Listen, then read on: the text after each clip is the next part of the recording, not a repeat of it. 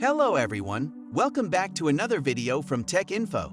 In this video, I will be showing you how to install Rainmeter app on Windows 10. So without further ado, let's get into the video. Open your browser and search Rainmeter download. Now click on the first link, rainmeter.net.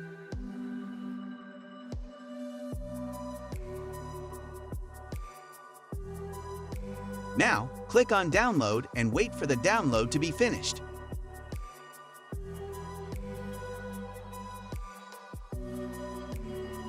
Once it's finished, open the app and click on Run. Now, make sure to select the standard installation and click Next and select the location to which you want to install the program. In my case, I'll leave it as it is and make sure to check the Launch on Startup box. This will automatically launch the program when your computer is turned on. If you forgot to tick that box, watch the video in the I button, where I have shown how to make Rainmeter app launch on Startup. Back to the video. Now click on Install. Once it's done, click on Finish. Voila! You have successfully installed the Rainmeter app.